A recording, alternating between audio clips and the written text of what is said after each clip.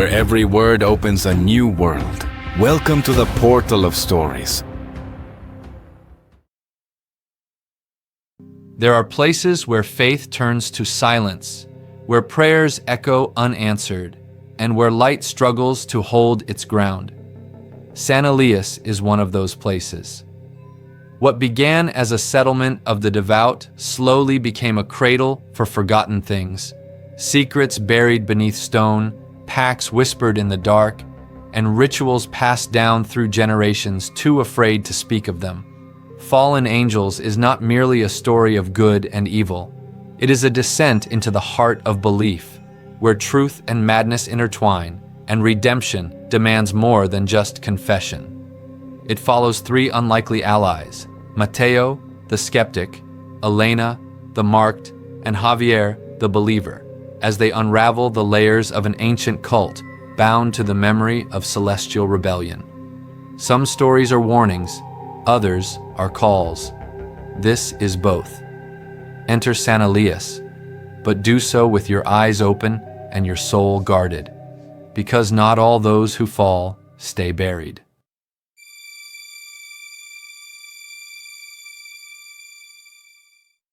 The fog fell thick over San Elias like a curtain of ancient tears, veiling the outlines of houses and leaving only the faint glow of rusty street lamps visible along the cobbled streets. Every stone, every twisted tree seemed to whisper secrets to those who dared to listen. That night, the wind carried the scent of wet earth and something else. A foul, barely perceptible trace that chilled the blood. Mateo Cruz walked briskly, clutching the books he had taken from the old municipal library. His footsteps echoed in the solitude of dusk, accompanied by the crackling of branches breaking under invisible steps. It was his first week in San Elias, and though he tried to rationalize every sound, every strange shadow, an ever-growing unease had settled in his chest. When he arrived at his modest home on the edge of the forest, something at the threshold stopped him cold. The mutilated corpse of a fox laid out within a circle of black stones. On its bloodied fur were symbols drawn with a dark pigment, twisted and foreign to any logic Mateo knew. "What the hell?" he whispered, swallowing hard. That same night, Mateo called the only two friends he had made in town, Elena Morales and Javier Salinas. Elena, with dark hair and a distant gaze, had lived in San Elias her entire life, though she rarely spoke of her past. Javier, on the other hand, was a former seminarian, a student of ancient scriptures who had returned to care for his ailing mother. When they arrived, Elena knelt beside the dead fox, her fingers trembling slightly as they brushed the symbols. "This isn't new," she murmured, avoiding Mateo's eyes. This has happened before." Mateo frowned. "No way! There has to be an explanation.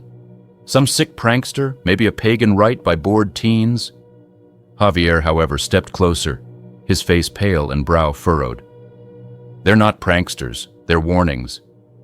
That night, as the fog thickened and house lights dimmed one by one, the three friends gathered in Mateo's kitchen. On the table, they spread out old books and scattered notes. Javier flipped through a dusty volume on religious symbolism. "This," he said, pointing to an image nearly identical to the one found on the animal, "is a banishment sigil. It was used to seal fallen entities." Mateo let out a nervous laugh. "Come on, Javier. You don't really believe in that stuff."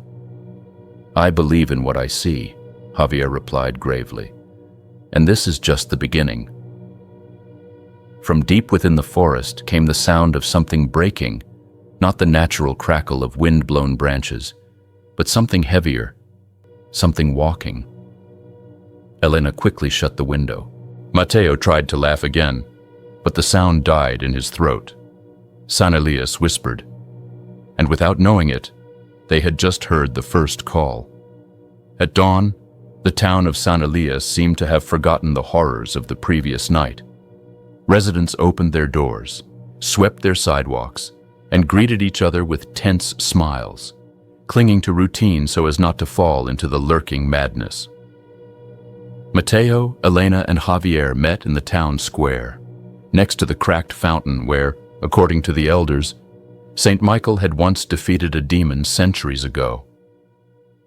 The air was heavy with moisture, and the sun's rays barely managed to pierce the lingering fog. "We need to go to the church," Javier said firmly. "Something is hidden there. Something that doesn't want to be found." Mateo scoffed, crossing his arms. "Right. And I suppose we'll find ghosts and portals to hell too?" Elena said nothing. She simply stared at the dark silhouette of St. Michael's Church, standing out against the leaden sky. A stab of forgotten memories pierced her mind. A damp crypt chanting in an unknown tongue, eyes glowing in the dark. Driven by a need for answers, they crossed the square and climbed the slick stone steps to the main entrance. The wooden doors, carved with scenes of the celestial battle, creaked ominously as they opened. Inside, the church was a maze of shadows and echoes. The light from the stained glass windows, pale and distorted, cast multicolored patches on the dusty pews. An elderly man in a black cassock approached them. "Father Salvador," Javier whispered. "I didn't know there was a new priest." The old man smiled, but the smile didn't reach his eyes. "Faith always needs its guardians," he rasped. "Welcome to the Lord's house." Mateo exchanged a skeptical glance with Elena.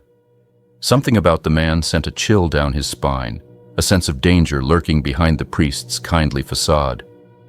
"We'd like to see the old archives," Javier said. "Documents about the town's founders, records of anomalies." Father Salvador hesitated for a moment, then slowly nodded.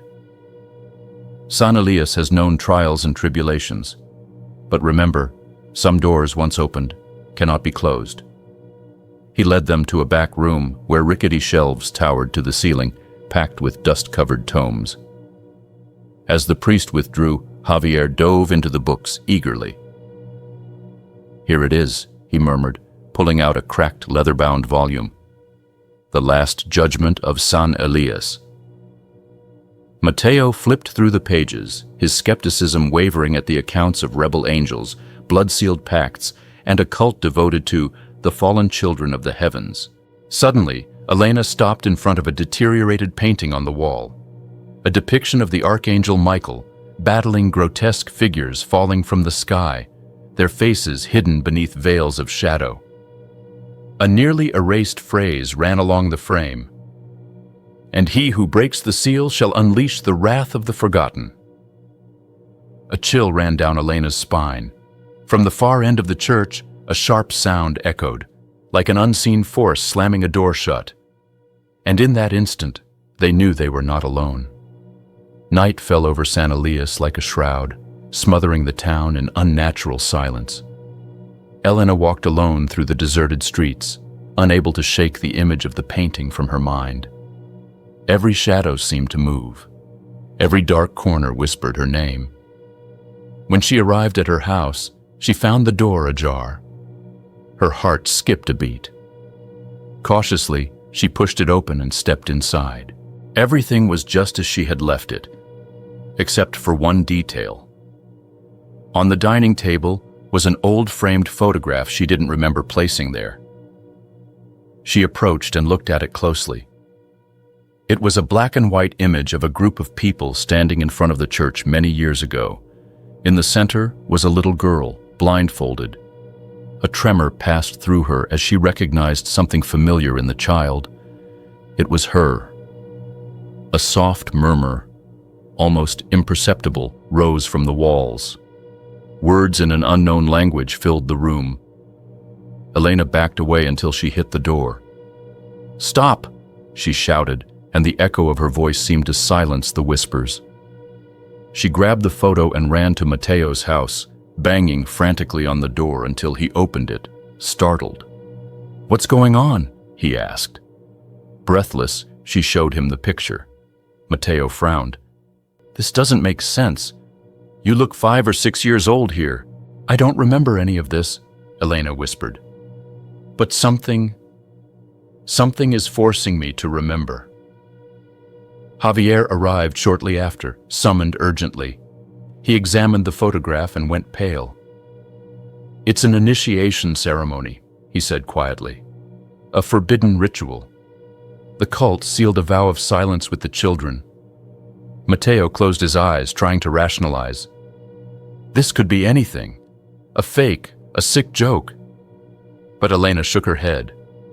I was there, I know it. I feel it in every fiber of my being. A tremor passed through the house and rattled the windows. Outside, the fog began to swirl, as if something invisible was walking through it. Javier crossed himself. They've awakened, and they're looking for us. From the thick mist, 3 hooded figures watched the house, motionless as statues. And though their faces were hidden, all 3 friends knew they were smiling. The next morning dawned gray and heavy, as if the sky itself was warning of the evil brewing beneath it. The entire town seemed wrapped in a strange lethargy. Empty streets, shuttered shops, windows hidden behind opaque curtains. Mateo, Elena, and Javier gathered once more, this time in the abandoned cafe across from the plaza. Javier laid several old books and documents on the table, texts he had recovered from the church archives. San Elias wasn't always a town, he explained in a hushed tone. Originally, it was a settlement founded by religious exiles who believed in the redemption of fallen angels. They wanted to open a new heaven. Mateo clenched his fists. That's fanaticism, madness. Javier ignored him. The cult never truly vanished. It just went underground, waiting for the right time to act. Meanwhile, Elena stared out the window. She watched the townspeople, now transformed, expressionless faces, synchronized steps, murmured words in an unrecognizable tongue, drifting through the air like smoke. Look at their eyes, she whispered. They're not here. A shiver ran through all 3. They realized the cult had begun taking control of the minds and bodies of the townsfolk. That same night, under the veil of perpetual fog, they saw dozens of hooded figures marching in procession toward the church. They sang in a forgotten language, their voices intertwining in a somber melody that made the very air vibrate. Mateo felt a primal fear, something that neither his logic nor skepticism could soothe. We have to stop them, said Elena, her voice firm, surprising the other 2. How? Mateo asked, his voice cracking. Javier pulled an old reliquary from his pocket, adorned with protective symbols. We're not completely defenseless, but we have to move quickly. If they finish the ritual, we won't just lose the town, we'll lose our souls. From a distance, the sound of an ancient horn echoed, resonating deep within the heart of San Elias. The awakening had begun. The night was at its darkest when Mateo, Elena, and Javier slipped into St. Michael's Church, evading the hooded figures standing guard outside. The old side door gave way with a barely audible creak. Inside, the air was suffocating, heavy with stale incense and the ghostly echo of extinguished chants. Guided by Javier, who vaguely recalled a hidden passage mentioned in the ancient texts, they made their way to the main altar.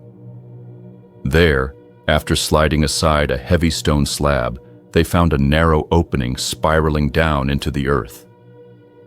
There's no turning back, Javier murmured, lighting an oil lamp. One by one, they descended the icy, slippery stairs, entering a world of shadows and whispers. The air was thick, saturated with moisture, and something else. Something rancid, like centuries-old decay. The catacombs sprawled into a labyrinth of narrow corridors and hidden chambers. On the walls, ancient carvings told stories of angels falling, of blood-bound pacts, of divine betrayals. At the heart of a larger chamber, they found what they were looking for, a grimoire chained to a pedestal of obsidian. The book pulsed, as if it had a heart of its own. "This is the source of their power," Javier said, reverently, yet with fear. "If we destroy it, we can weaken the cult." Mateo stepped forward hesitantly. A voice, sweet, seductive, whispered in his mind, promising knowledge, unlimited power. He staggered back, trembling. "It's alive," Elena whispered, wide-eyed. Before they could decide what to do, a hooded figure emerged from the shadows. It was no longer human, its face a melted mask of flesh, its eyes two pits of nothingness. "Intruders!" the creature shrieked. With quick reflexes, Javier hurled consecrated salt at the creature. It screamed and recoiled, dissolving into black smoke. "We have to hurry," Javier shouted. "We're not alone down here." Gripped by fresh terror, the three friends prepared to destroy the grimoire, while the shadows around them began to stir. Drawing closer, chaos erupted in San Elias that very night. While Mateo, Elena, and Javier battled in the depths, above ground, the cult had taken full control of the town. Unnatural lights flashed from the church tower, painting the sky in impossible colors. Inhuman voices chanted ancient hymns, and the streets filled with disfigured figures, twisted blends of humans and shadows. From behind shuttered windows, a few remaining townspeople watched in terror, powerless to intervene. The ground trembled beneath them, and the air reeked of ozone and scorched flesh. Mateo, Elena, and Javier managed to escape the catacombs, but their victory was short-lived. Outside, they were surrounded by cultists, led by a towering figure, Isaac, the former priest, long thought dead. Isaac grinned with a grotesque sneer. "Children of doubt," he boomed, his voice echoing like thunder. "Come witness the rebirth." With a wave of his hand, his followers attacked. Mateo fought with raw desperation, striking and dodging as best he could. Javier, wielding his reliquary and consecrated salt, held several cultists at bay. Elena, driven by sheer survival instinct, bolted toward the church, searching for anything that might give them an advantage. Inside, she found the corrupted altar, where the grimoire had been moved. A circle of fresh blood pulsed with dark energy around it. "I have to destroy it," she told herself, steeling her resolve. Outside, Javier took a deep wound to his side, but managed to bring down a cultist who was strangling Mateo. Both men, bloodied and gasping, saw Elena raise an old iron candelabrum. With a guttural cry, Elena hurled the candelabrum at the grimoire. The impact was brutal. A blast of light and shadow erupted through the church, slamming everyone against the walls. The cultists shrieked, their bodies twisting and dissolving into black vapor. Isaac, roaring in rage, vanished in a storm of darkness. When the echoes faded, San Elias fell into deathly silence. The few survivors emerged trembling from their shelters, staring at a town now devastated, scarred by fire and madness. Mateo, Elena, and Javier, exhausted, wounded, embraced in the heart of the ruined church, knowing they had won the battle. But not the war. Though the grimoire had been destroyed, evil had not fully vanished. Something ancient, something hungry had been awakened. San Elias still trembled under its unseen influence. In the days that followed, the trio noticed the atmosphere had not truly improved. Nightmares continued. Shadowy figures flitted at the corners of their vision, and the whispers never stopped, not even in daylight. Elena, more sensitive to the unleashed forces, began to hear a voice calling her from the crumbling church.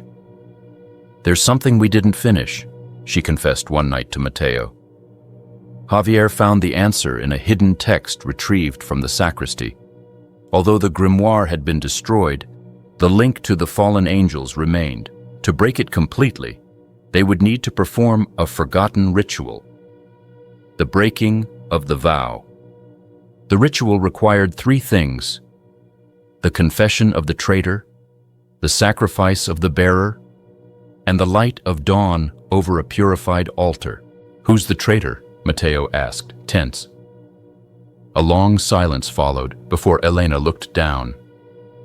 "My family," she whispered. "My blood bears the mark of the cult.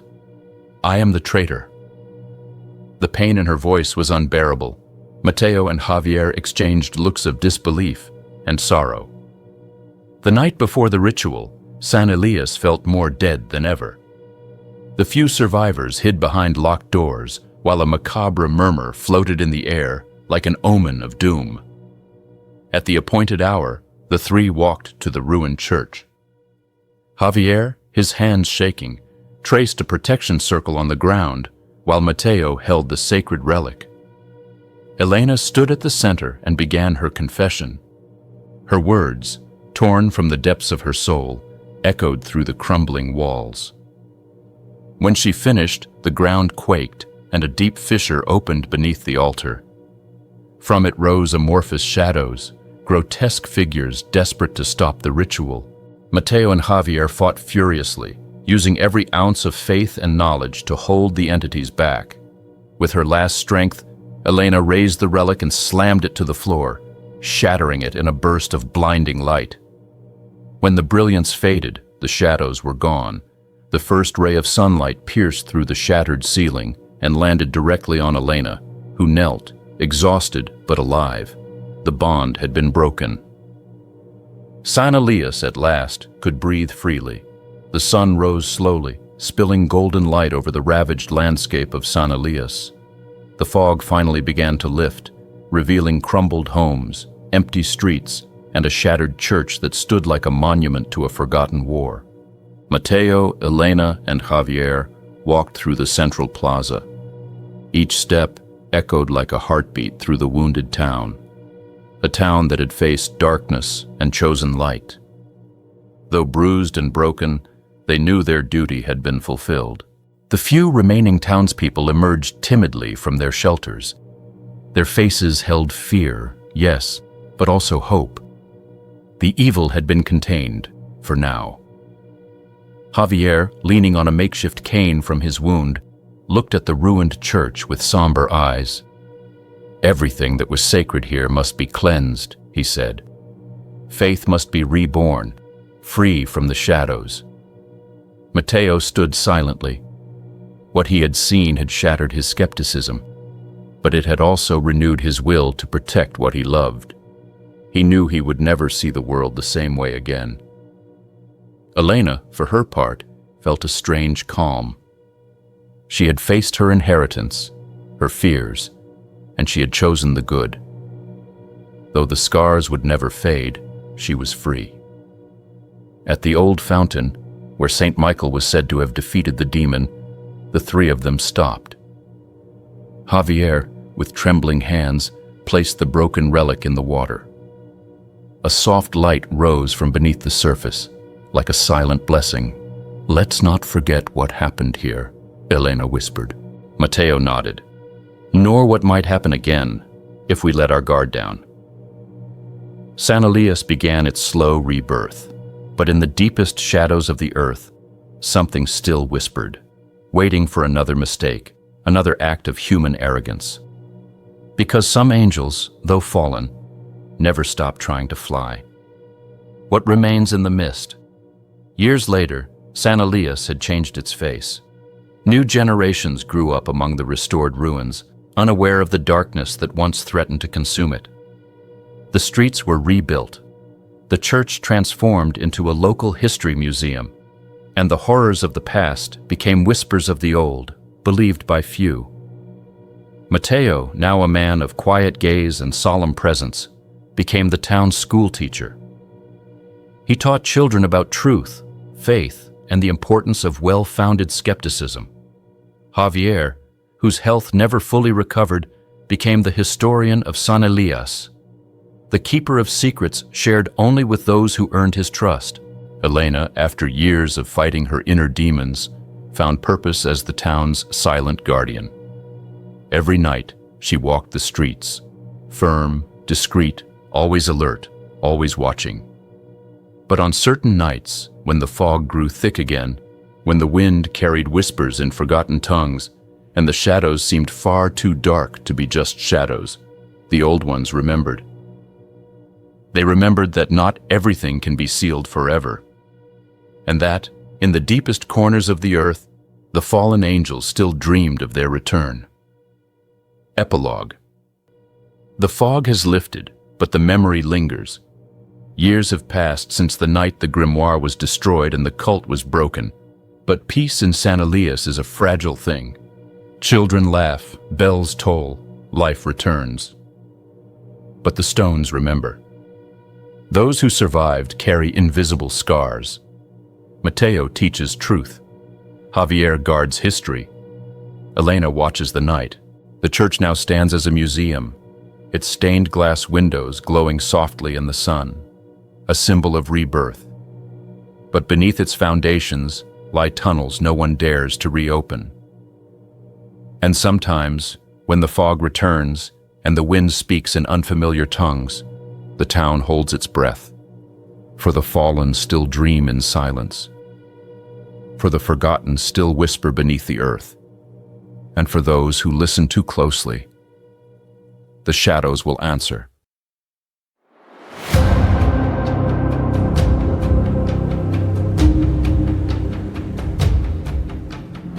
Thank you for listening. The journey has just begun. Until next time.